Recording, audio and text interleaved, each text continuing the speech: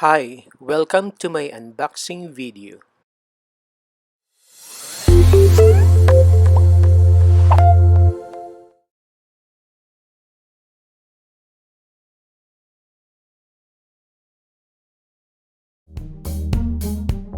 This is the unboxing video of Gulfstream G650 aircraft model produced by GeminiJet. This specific model is on a scale size of 1:200.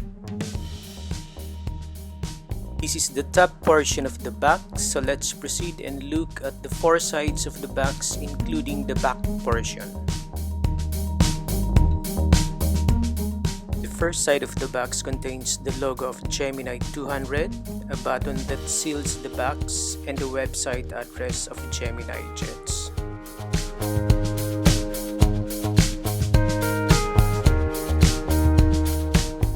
The second side of the box contains Gemini 200 logo, 1:200 scale diecast model, an image of the aircraft, Gulfstream G650 titles, and the item number G2GLF756.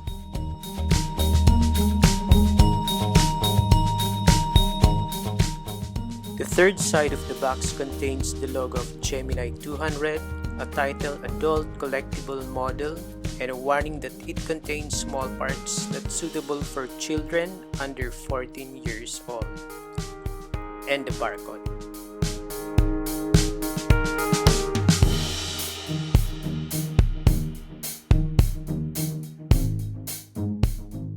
The fourth side of the box contains Gemini 200 logo, 1:200 scale diecast model, an image of the aircraft, Gulfstream G650 titles, and the item number G2GLF756.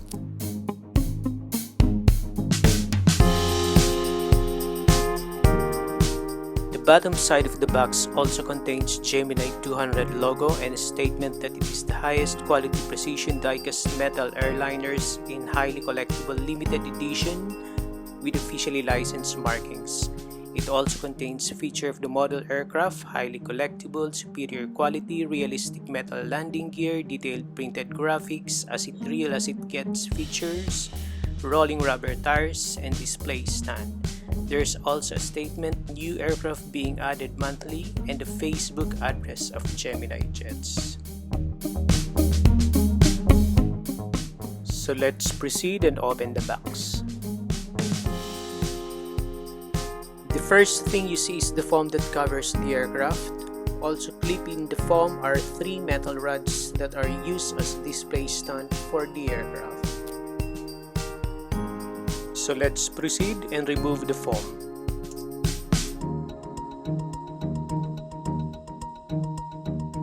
So this is the Gemini Gulfstream G650 with scale size 1:200.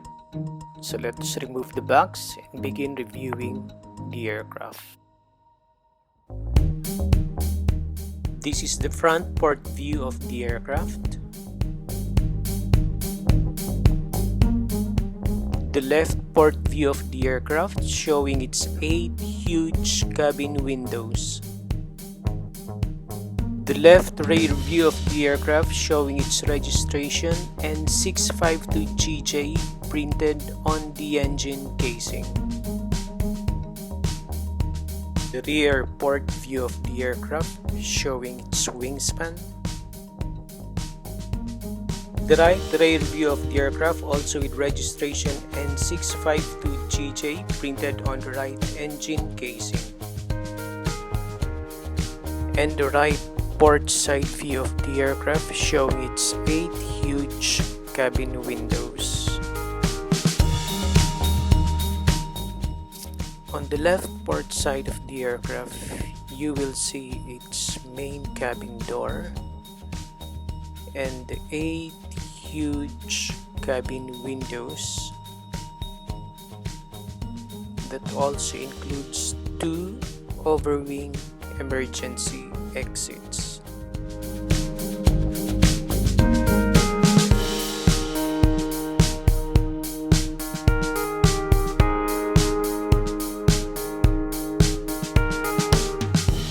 On the right port side of the aircraft, there are also 8 large cabin windows with also 2 overwing emergency exits.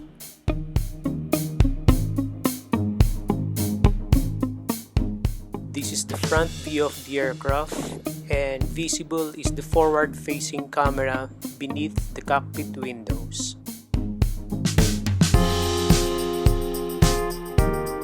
On top of the aircraft are high-frequency navigational antennas, and also visible are the 2 overwing emergency steps beneath the 4 emergency exits.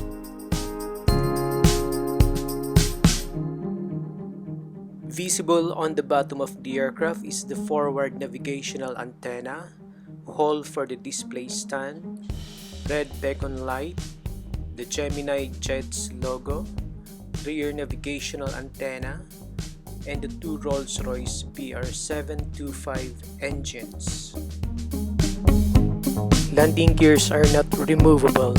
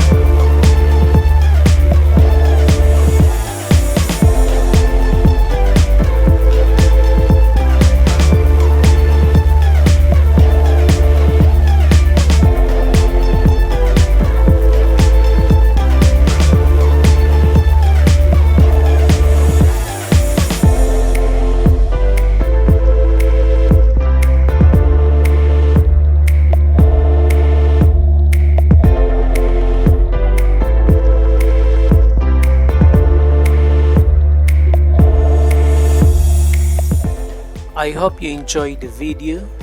Please share, like, and consider subscribing to my channel.